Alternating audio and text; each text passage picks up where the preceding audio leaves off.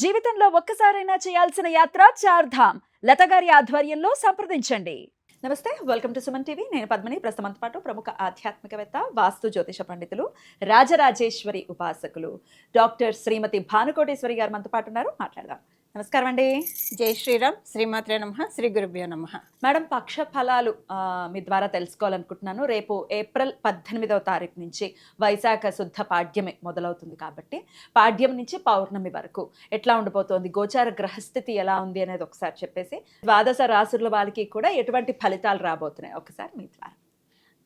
అలాగే పద్మిని, గోచర గ్రహస్థితి క్లుప్తంగా చెప్తాను. మనకి ఈ పక్షంలో మీనరాశి నుంచి మిథున రాశి వరకు ఈ 4 రాశులు బలోపేతంగా ఉన్నాయి.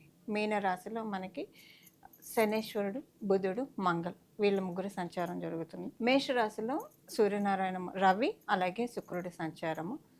ఈ పక్షంలో మనకి చివర్లో పౌర్ణమి రోజు బుధుడు మీనరాశి నుంచి మేషరాశిలోకి వచ్చేస్తాడు. అలాగే శుక్రుడు మనకి 20వ తారీఖు నుంచి ఆయన స్వక్షేత్రంలోకి వెళ్తున్నాడు, వృషభంలోకి వెళ్తున్నాడు. ఇప్పుడు మనకు ఒక స్పెషల్ థింగ్ ఉంది. అదేంటంటే మేషరాశిలో సూర్యనారాయణ మూర్తి, రవి సంచారము. మేషరాశిలో ఆయన ఉచ్చస్థానము. అలాగే శుక్రాచార్యుల వారు కూడా ఆయన స్వక్షేత్రంలో ఉంటారు.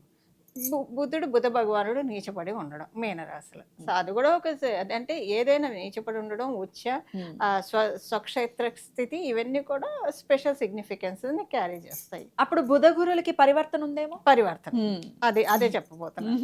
బుధ గురులకి పరివర్తనతో కూడిన ఈయన నీచపడి ఉన్నాడు. ఇదొకటి. సో ఇలా మనకి ఈ పక్షంలో మనకి అంటే అనుకోకుండా ఇప్పుడే స్టార్ట్ చేయడం, ఈ పక్షం స్పెషల్ సిగ్నిఫికెన్స్ ఇది. సో మంచి కొన్ని సిగ్నిఫికెన్సెస్ ద్వాదశ రాశుల వాళ్ళకి, ద్వాదశ లగ్నాల వాళ్ళకి ఉంటాయి. అవేంటి అనేది ఇప్పుడు తెలుసుకుందాం. ఇక తుల, వృశ్చిక, ధనుసు రాశుల వాళ్ళకి ఎలా ఉండబోతుందండి ఈ పక్షం రోజులు కూడా?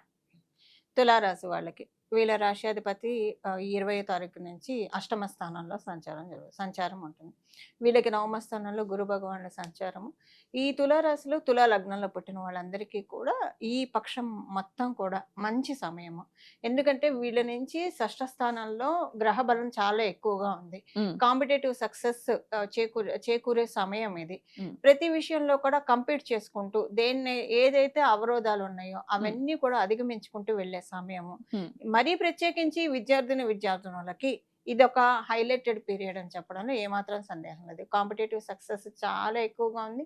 సక్సెస్ రేషియో సింపుల్ గా చెప్పాలంటే విద్యార్థులని కాదు, గృహిణులని కాదు, వ్యాపారస్తులని కాదు, ఉద్యోగస్తులని కాదు, సక్సెస్ రేటు హైగా ఉండే టైం తులారాశి, తులాలగ్నం.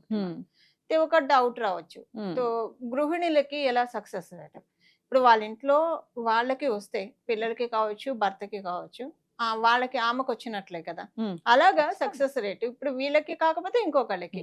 గ్రహ దేవతలకి పక్షపాతం ఉండదు. ఇప్పుడు ఆ టైంలో ఇప్పుడు కొరియర్ వాళ్ళు వచ్చినప్పుడు ఇంట్లో వాళ్ళు లేకపోతే ఎవరికైనా అలాగా ఆ యోగాన్ని ఇవ్వాలని అనుకున్నప్పుడు, ఆ కొరియర్ పట్టుకొచ్చినప్పుడు వీళ్ళకైతే వాళ్ళ ఇంట్లో వాళ్ళకి ఇస్తారు. అలా వీళ్ళకి సెలబ్రేటింగ్ మోడ్ ఒకటి ఇప్పుడు స్విచ్ ఆన్ అవుతుంది తులారాశి, తులాలగ్నంలో పుట్టిన వాళ్ళకి. మంచి పీరియడ్ లో ఉన్నారు.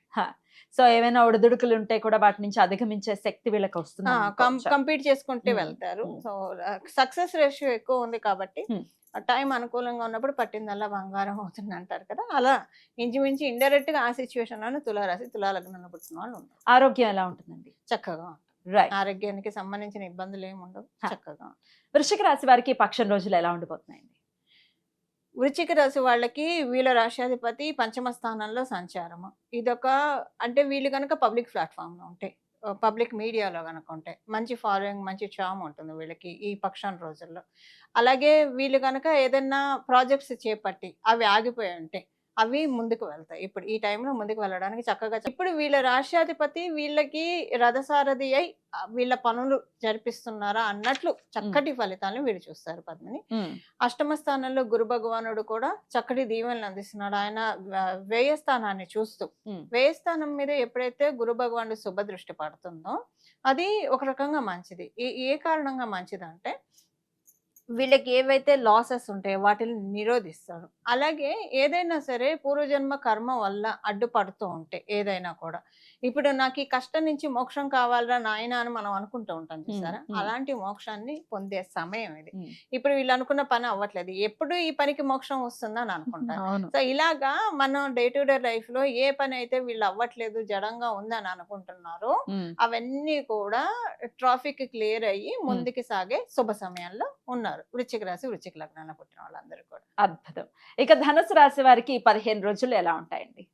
ధనుసు రాశి వాళ్ళకి వీళ్ళ నుంచి చతుర్థ మరియు సప్తమ స్థానాలు, అలాగే అష్టమ స్థానం వరుసగా చతుర్థ, పంచమ, షష్ఠ, అష్టమ, సప్తమ స్థానాలు బలంగా ఉన్నాయి. అష్టమం లేదనుకోండి, సప్తమ స్థానం వరకు బలంగా ఉంది. దీనివల్ల ఏంటంటే కుటుంబంలోని వాళ్ళ ఆదరణ ఎక్కువగా ఉంటుంది. అంటే కుటుంబంలోని వాళ్ళ ఆదరణ అంటే కోఆపరేషన్, నా ఉద్దేశం కోఆపరేషన్ చాలా ఎక్కువగా ఉంటుంది. కుటుంబ సభ్యులు, బంధువర్గంలో వాళ్ళు కూడా చాలా సపోర్ట్ చేస్తారు వీళ్ళకి. వీళ్ళు ఎక్కడైతే వర్క్ చేస్తున్నారో అక్కడ అందరి సపోర్ట్ బాగా ఉంటుంది. ఎట్లైనా అంగబలం, అర్ధబలం అని మనం చెప్తూ ఉంటాం కదా! అందులో అంగబలాన్ని సాధించే సమయము, అర్ధబలం కూడా వీళ్ళకి తోడయ్యే, సహకారం అయ్యే సమయం. వివాహ ప్రయత్నాలు చేస్తున్న వాళ్ళకి వివాహం అవుతుంది.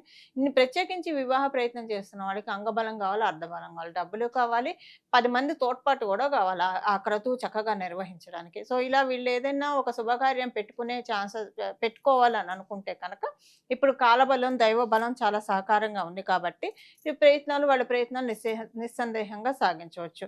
అలాగే గృహప్రవేశాలు చేయాలనుకున్న వాళ్ళకి ఏదైనా కూడా ఇలాంటి వీటన్నిటికీ కూడా చాలా శుభ సమయంగా ఉంది పద్మిని. వైశాఖ మాసంలో చక్కటి ముహూర్తాలు కూడా ఎలాగో చక్కగా చేసేసుకోవచ్చు. అద్భుతం. ఈ 3 రాశుల వాళ్ళు కూడా ప్రత్యేకంగా ఎవరి ఆరాధన చేసుకోవాలండి? గోవింద నామస్మరణ. గోవిందం పరమానందం, గోవిందం పరమానందం అనుకోవచ్చు. లేదా శ్రీ గోవింద గోవింద గోవింద ఇలాగైనా అనుకుంటే కనుక మంచి ఫలితాన్ని చూస్తారు.